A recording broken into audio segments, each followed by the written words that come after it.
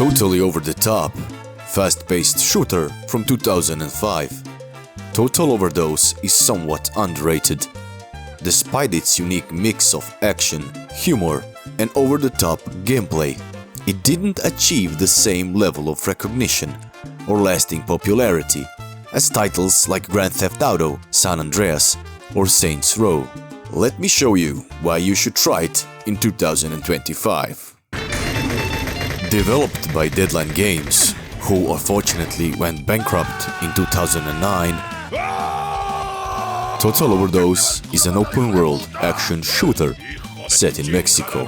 If you immediately thought of it as a GTA clone, think of it more like Max Payne or Scarface. Without spoiling the story, you play as Ramiro Cruz, nicknamed Ram, a reckless jackass who just got out of prison thanks to his twin brother Tommy, who is a special agent. In exchange, Ram takes his brother's place in a very important mission to uncover the truth behind their father's death or murder. Just to recap, your crazy brother is on the loose somewhere out there where he's running about like a lunatic. And if that isn't bad enough, he's working for us. I know what you're saying, sir, but if you'll just let me finish the story. The story is there. It's nothing special, but enough to keep you playing. Its execution is, however, with a bit of a twist. The game is mostly a parody, and you are not playing it for the heart-aching story. Hola, girls! Anybody up for some water skiing? The gameplay, on the other hand, this is where the game shines still to this day. The game's one of the standout features is the slow-motion shooting mechanic. When you dodge in Total Overdose, time slows down, allowing you to perform what's essentially a bullet time effect. This mechanic is very reminiscent of the slow-motion combat you see in games like Max Payne or movies like The Matrix. While in mid-air, you have the freedom to aim, switch weapons, and line up perfect bullseye shots on enemies, adding a layer of cinematic flair to every encounter.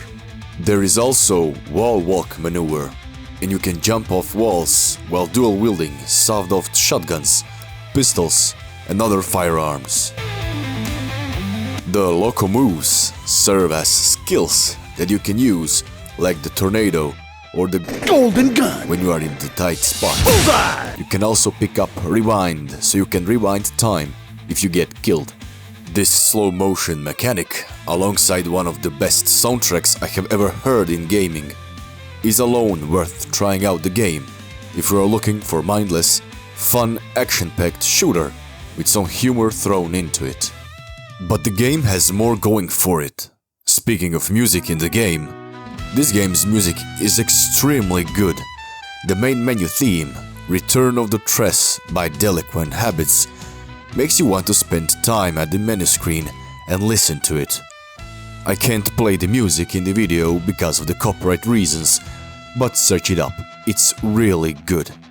The game boasts a great number of rock and rap songs that fit into the game. Playing throughout the missions or while driving around the city of Los Toros and its surroundings in Mexico, the developer's music picks are spot on. As you play through the game's story missions and filler challenges, you unlock more weapons to use, starting from basic pistols to assault rifles and grenade launchers.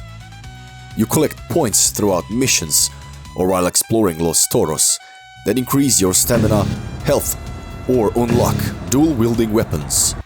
My favorite is dual-wielding sawed-off shotguns or magnums. Those fit Ram perfectly. The game's story is linear and progression is basic. There's nothing wrong with that. Just know you won't have any choice in how the story resolves. You play mission by mission and complete challenges. When you complete one or two side quests, you unlock the next mission in the main quest line. It's actually more fun than it sounds. The challenges are mostly to kill a certain number of enemies within a period of time, but there are also racing minigames and even driving a forklift, if you didn't get enough of that in San Andreas.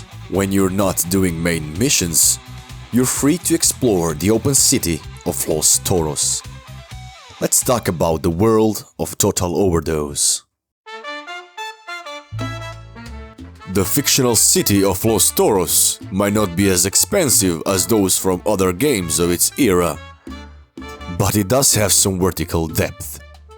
You can climb and explore rooftops for hidden points and weapons. There are multi-story garages you can access, and ramps all over the game that you can jump over with a car. In dramatic slow motion, of course.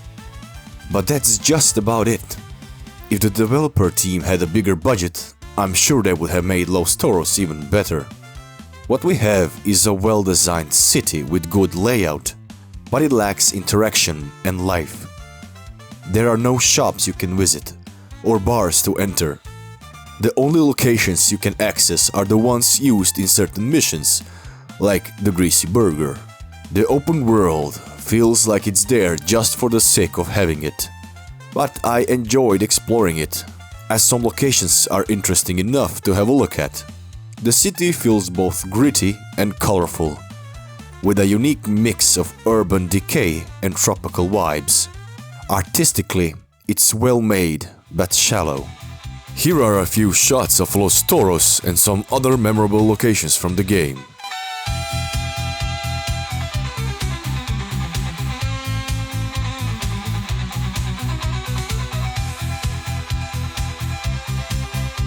Can't get enough of that early 2000s graphics. The game never got its sequel. There is a PSP exclusive game called Chili Corn Carnage. It's supposed to be a game set in the same universe, or a spin-off more or less. The second installment of the game, Total Overdose 2 Tequila Gun Race, was in production, but it never got to see the light of day, as the game publisher gave up on it after the developer's most recent game flopped commercially. As a result, Deadline Games was shut down sometime after. It's a shame, as the idea is great and the game is fun, just rough around the edges. But I would love a sequel or even a remake. In the end, it's still a fun game to return to after all these years, if not for this nostalgia, then for the cool gunfights, sweet PS2 graphics, cheeky humor, and an amazing soundtrack. I recommend getting the game on Good Old Games and finding the widescreen patch for it so it runs in your native resolution, as this old game supports resolutions up to whatever my microwave display uses. Thank you very much for watching. More content coming soon.